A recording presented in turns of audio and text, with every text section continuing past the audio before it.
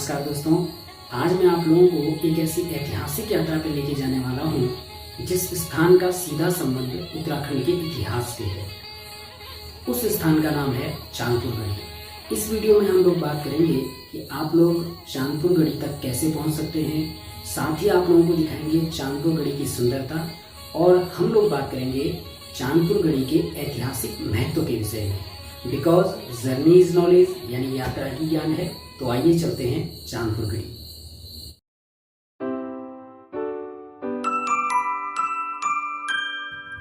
चांदपुर गढ़ी पहुंचने के लिए अगर आप जिला मुख्यालय रुद्रप्रयाग से चलना प्रारंभ करें तो आपको बद्रीनाथ हाईवे पे रुद्रप्रयाग से 24 किलोमीटर की दूरी पर स्थित गौचर नामक स्थान पर आना होगा। गौचर से 9 किलोमीटर की दूरी पर स्थित कर्णप्रयाग नामक स्थान पर आप पहुंचते हो। कर्णप्रयाग से गैरसैंण की ओर चलते हुए 6 किलोमीटर की दूरी पर सिमली नामक स्थान पड़ेगा। सिमली से ग्वालदम की रोड को न जाते हुए आप लोग गैरसैंण की ओर को चलोगे और लगभग 17 किलोमीटर की दूरी पर स्थित चांदपुर गढ़ी नामक स्थान पर आप पहुंच जाते हो। मुख्य रोड से लगभग 500 मीटर की ऊंचाई पे एक टीले पर चांदपुर गढ़ी स्थित है। हम लोगों ने अपनी यात्रा की शुरुआत जिला मुख्यालय रुद्रप्रयाग से लगभग 10 बजे प्रारंभ की और 12:30 बजे हम लोग चांदपुर गढ़ी पहुंच चुके थे।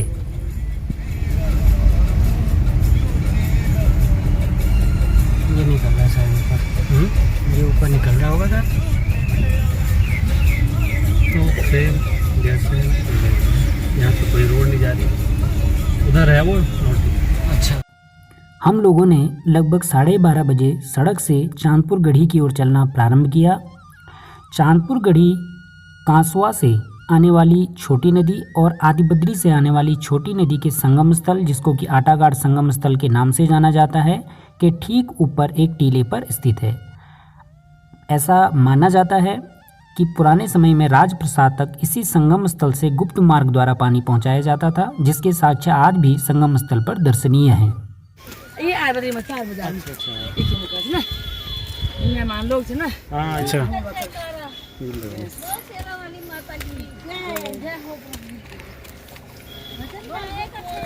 ये जो नोटी वास्ते रोड थे ना, एक तो ये उदयपुर का ये उदयपुर हां पार जाए और सब पास क्लास है ना सब पास है उदयपुर का पुल ना कम रोड उनोरी बड़े सुंदर रोड। ये पुल बनी गया नदी पुल नहीं बनना, थोड़ा में पानी जाना समाल जी। हम गए ना। हाँ हाँ समाल जी, ये है वो तो शॉर्ट है ना, बिल्कुल वो कह रहे थे आराम से जाती कार।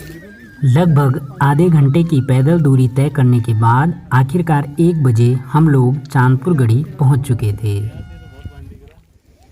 वहाँ जाके दूर जाना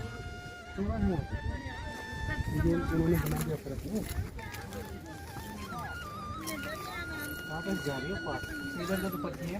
हाँ उधर पक्की दिख रही, दूर से लग रही ना।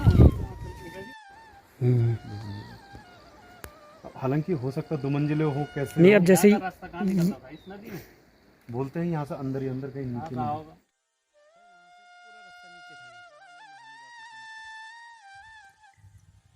गढ़ के अवशेष दर्शाते हैं कि यह 2 भागों में विभक्त था, जिनमें से एक भाग राजराजेश्वरी देवी के मंदिर परिसर के लिए आरक्षित था तथा दूसरे में राजा का आवास क्षेत्र, रनिवास, सभागार, राजभंडार आदि के पृथक पृथक कक्ष थे।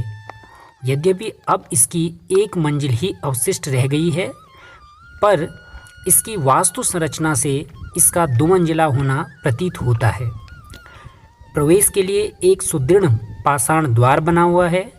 इसके शीर्ष भाग से नीचे आटाघाट तक जाने के लिए एक भूमिगत मार्ग यानी कि सुरंग बनाई गई थी। इसके मार्ग में बीच बीच में प्रकाश और वायु के लिए गवाक्ष रूप से खुले स्थान छोड़े गए हैं। किले से नीचे के लिए वह मार्ग दर्शनीय नहीं है, लेकिन संगम स्थल से इसके साक्ष्य साफ दिखाई देते हैं। दीवारों के सुघड़ प्रस्तर खंडों पर कलात्मक ढंग से बेल बूटों के चित्र भी यहाँ पर उकेरे गए हैं। गढ़ी की दीवारों पर बाहर से बारीक 28 सेंटीमीटर चौड़ी और 24 सेंटीमीटर लंबी खिड़कियाँ बनी हैं। यह अंदर से 85 सेंटीमीटर चौड़ी और 105 सेंटीमीटर लंबी दीवार के अंदर गहरी हैं। बाहर से मात्र सुराग सा ही इनमें दिखता है।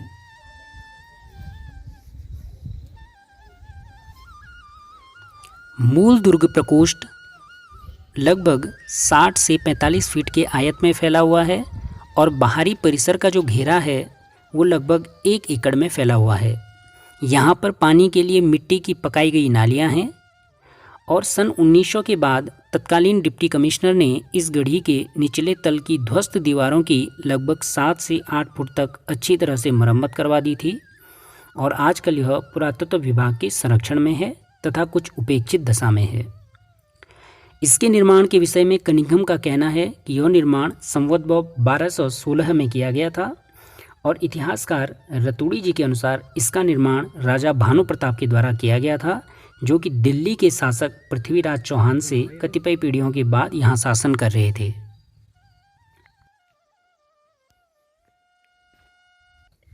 चांदपुर गढ़ी के इतिहास के विषय में बात करें तो इसे मालवा से आए राजा कनकपाल ने भिलंग के राजा सोनभद्र, जिन्हें भानु प्रताप के नाम से भी जाना जाता है, की पुत्री से विवाह करने के बाद दहेज में प्राप्त किया और पंवार राजवंश की स्थापना की और इसी पंवार राजवंश के 37वें प्रतापी राजा अजयपाल ने गढ़वाल के 52 गढ़ों को एकत्र किया और राजधानी को चांदपुरगढ़ से श्रीनगर के नज़दीक देवलगढ़ में स्थानांतरित किया। तब से ये किला त्याग दिया गया। इस प्रकार चांदपुर गढ़ी पंवार राजवंश की प्रथम राजधानी के रूप में जाना जाता है। अच्छा, डर लगती थी अंदर? हाँ, अब तो लाइट वाइट हो गया, डर लगता, अंधेरा था बिल्कुल। तो देवभूमि कहते हैं। ये तो बात फिर हर जगह मंदिर, हर जगह अच्छे से पुरानी संस्कृति को दर्शाया हुआ सब। फिर एक बार एक हमारे भोला से जुलगढ़ वो बीच में गए, पता नहीं क्या दिमाग खराब है, पता नहीं क्या बात है, यह है वो मूर्ति जो उठा के ले गया। अच्छा, फिर लोग पूजा करके स्थापना करी। फिर वो अभी तक अब थोड़ा ठीक है, देख कर पागल रहा कई वर्षों। अच्छा, तो क्या आइडिया था मूर्ति को ले जाने का?